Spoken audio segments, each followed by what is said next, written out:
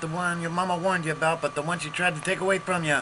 I am the twisted heel with sex appeal, your favorite human highlight reel. I am the straw that stirs the drink. I am the heat machine. I may be half the size, but I'm twice the man, and still talking trash. Not PG, but definitely an OG. I am the Mack Daddy, Jimmy Ripp. Well, first of all, I want to thank myself for that introduction. Second of all, welcome to the Rip Report. This is Rip the New One by me. These are my opinions, my views, and so forth. That's just some facts. Some facts are used. Some things are just opinions. Then sometimes I use spoilers. Any likeness there of anybody else's report, subjects, emails, posts, etc.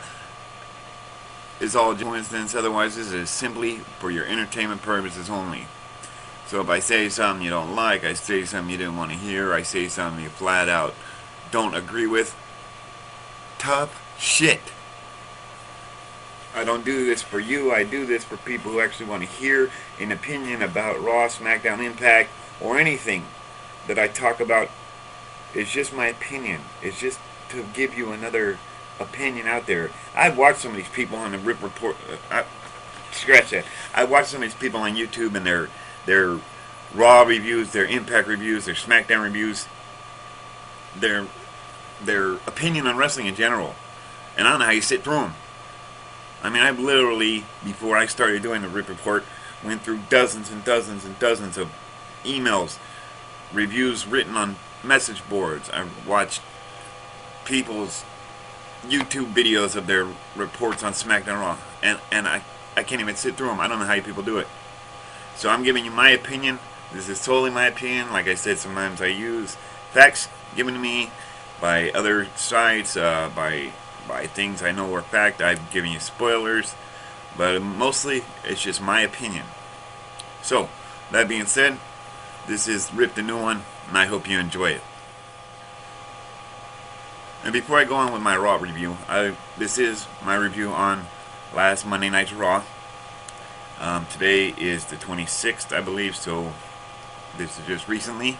The 24th, I believe, Monday Night Raw was. I gotta say, I hate the Elimination Chamber pay-per-view.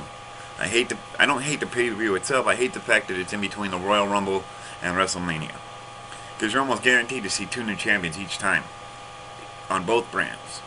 I just wish it took place after WrestleMania. So, like, my ideal would be you have the Royal Rumble, and then you put the Money in the Bank pay-per-view in between the Royal Rumble and WrestleMania. So you just got the Royal Rumble, you have Money in the Bank, and then you have WrestleMania. And then if nobody catches in their Money in the Bank, you got 3 different briefcases floating around, which would bring, to me, in my opinion, some more and new appeal to the what I think is fading Money in the Bank gimmick. Because let's face it, every time you see somebody with Money in the Bank, you're almost guaranteed to see a new champion when they cash it in. And eventually, you're going to have to pick some sucker to be the one that doesn't win the belt when they cash in the Money in the Bank. So that's just my opinion on that. Now, as far as Raw goes, this starts off with a promo as usual. Every show starts off with a promo. What else is new? Edge comes out, always very good on the stick.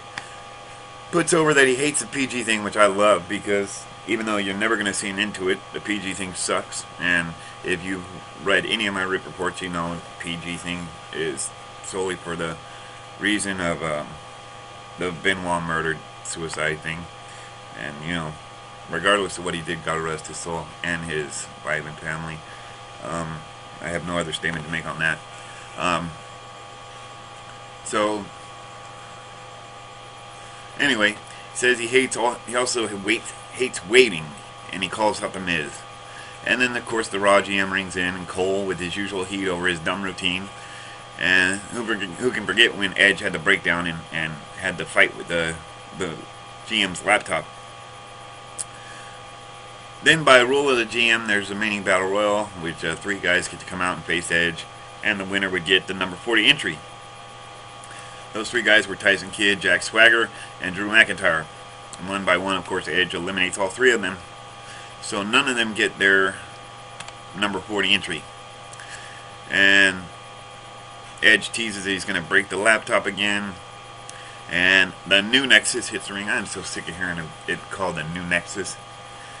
Come up with a name for them, not the new Nexus. Call them the Nexi, the straight edge Nexus. I don't give a damn what you call them, but quit calling them the new Exes. Anyway, the new Nexus hits the ring with the Baby Batista. That's what I call him. And the usual heat promo for Punk. He always does a real good promo. And a Cena chance ring out and so on. While the new Nexus talks, out comes the Core.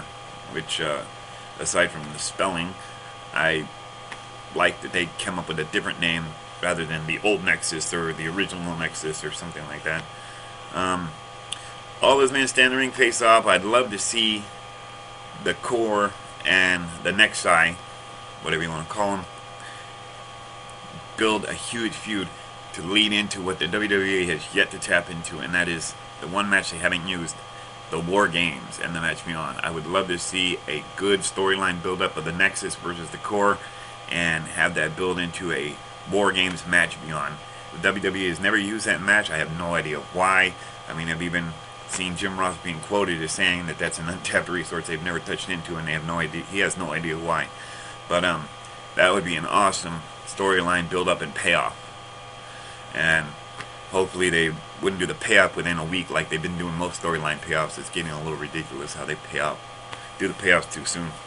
Anyway, so while the Nexus and the Core face off over who's going to be the winner of the Royal Rumble, the GM rings in again and makes a match where Barrett and Punk are going to face off, and the loser will lose the shot for his whole team to be in the Rumble, with a little catch, and that's John Cena, of course, being the referee. Let's see. Yeah, filler match for Morrison and Mark Henry versus Sheamus and Del Rio. I really can't stand how they're shoving Del Rio down everybody's throat. It seems like he's done about 20 interviews in the past 3-4 weeks alone where he's talked about his destiny is to win the Royal Rumble, and quite frankly I'm getting sick of it. Like I said, I've never liked a filler match. I think it's just thrown together just to kill TV time. There's no real storyline behind this match at all, and I haven't heard any word, but it appeared as though Morrison tore his knee on a dive he did. Anyway, Del Rio gets Mark Henry in the finisher and gets him to tap out to win. You know, I liked it better when I did the results where I just did thought after thought after thought rather than reviewing Raw in the sequence in which it showed up on the TV. So I think that's what I'll do. So anyway, I must have heard Jerry Lawler say he wanted to smack Michael Cole about 1,000,000 times. I'd love to see Lawler lay an ass whooping on Cole, because let's face it, I mean, he gets a lot of heat, but I think the majority of his heat is just because he is the living shit. And, you know, I know that that's just my opinion, but I also know that that's about the opinion about just about, I'd say about 70% of the people who watch Monday Night Raw. You know, and after the whole angle where he caused Jerry Lawler the title and all that, I really believe that he should get him in the ring, should get an opportunity to get his hands on him. And that would be a great little sequence to throw in at WrestleMania. You know, you build it up and have Jerry Lawler and Michael Cole to settle it, and have just Jerry Lawler just whoop the shit out of Michael Cole. That would just be so funny and so entertaining to watch.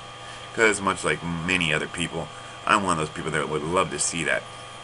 But like I said, that's just me. I actually hear that just as much as 5 days before Royal Rumble, they don't have a